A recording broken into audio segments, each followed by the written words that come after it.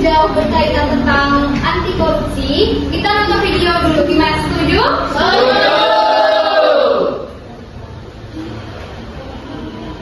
Simak ya videonya. Nanti mungkin ada tanya.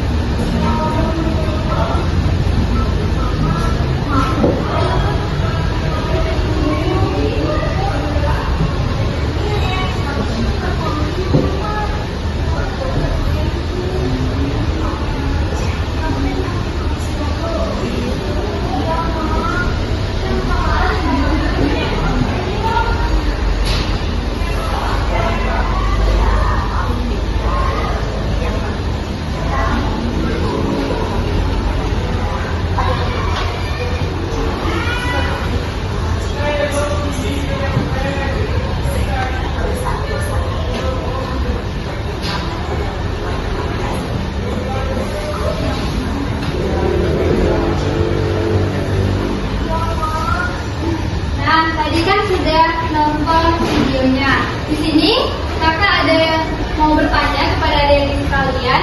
Tadi pada saat nama tokohnya kan Dika. Nah, ada yang bisa menjelaskan apa perbuatan yang dilakukan Dika tadi?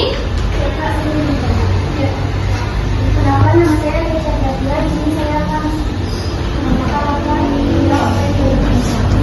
Jadi Pak, tadi Dika melakukan perbuatan yang tidak jujur, yaitu dia bisa bilang sama ibunya kalau dia punya uang sebesar 20.000. Ya, tepuk tangan buat kawan-kawannya dong.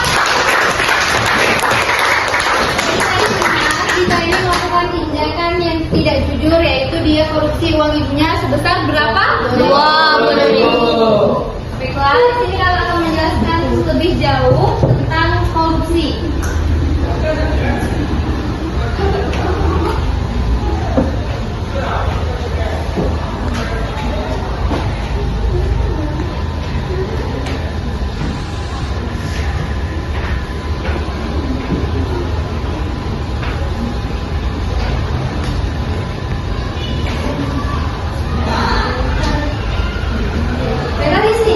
Sudah tertera tentang istilah korupsi.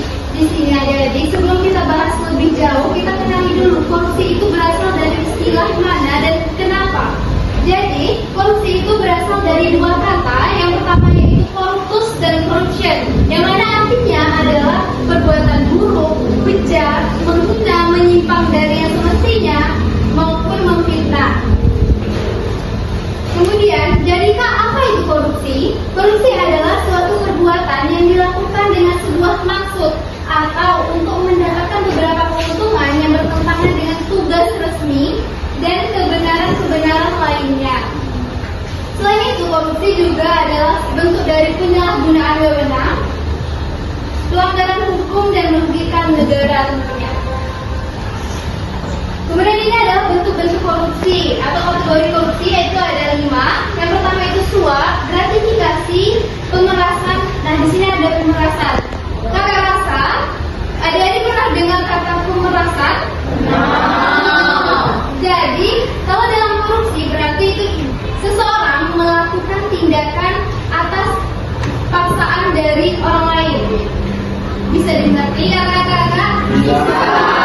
Artinya yaitu ada penggelapan dan penjualan pengaruh.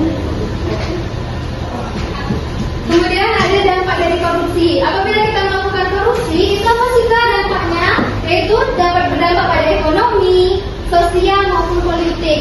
Yang mana kalau dampaknya dari segi ekonomi itu bisa lesunya atau rendahnya pertumbuhan ekonomi di Indonesia sendiri, penurunan produktivitas, rendahnya kualitas barang dan jasa, ataupun menurunnya pendapatan negara.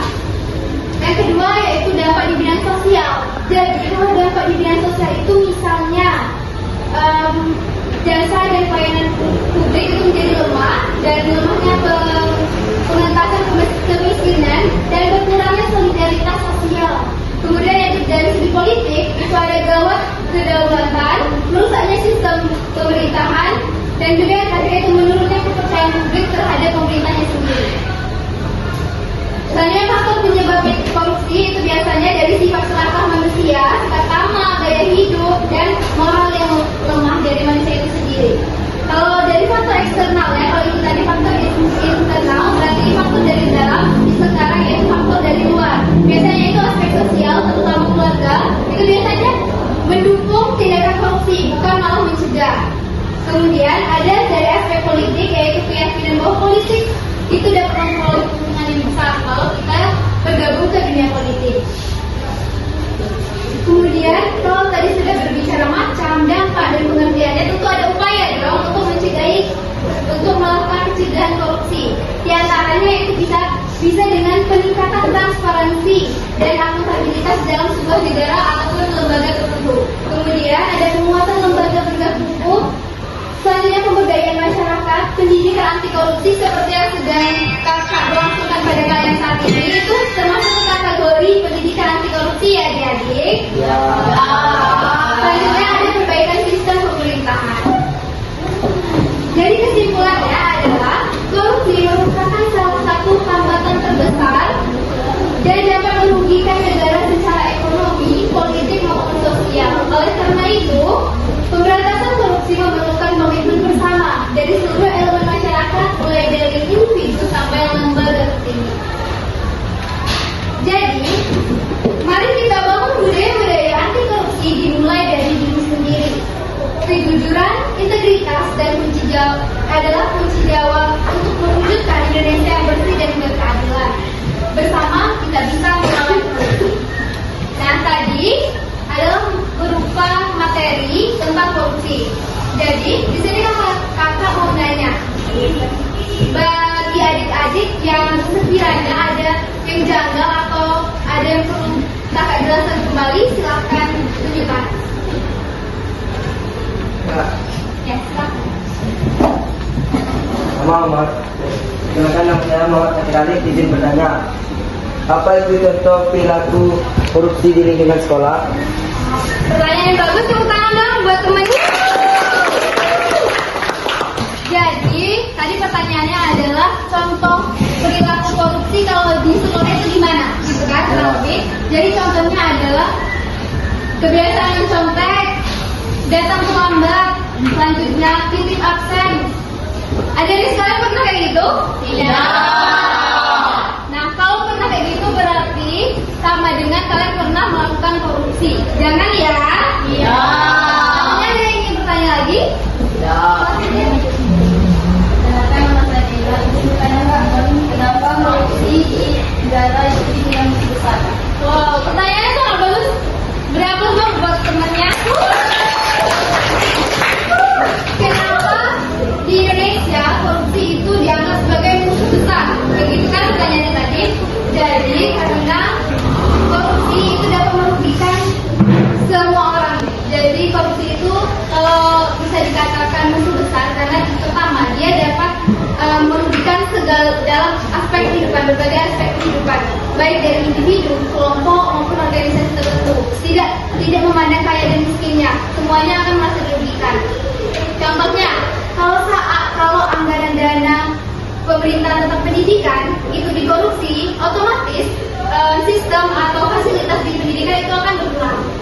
Kalau di bidang kesehatan, itu misalnya anggaran dana untuk fasilitas kesehatannya dikorupsi, maka pelayanan atas dasar fasilitas di rumah sakit maupun pelayanan puskesmas dan lain sebagainya itu tidak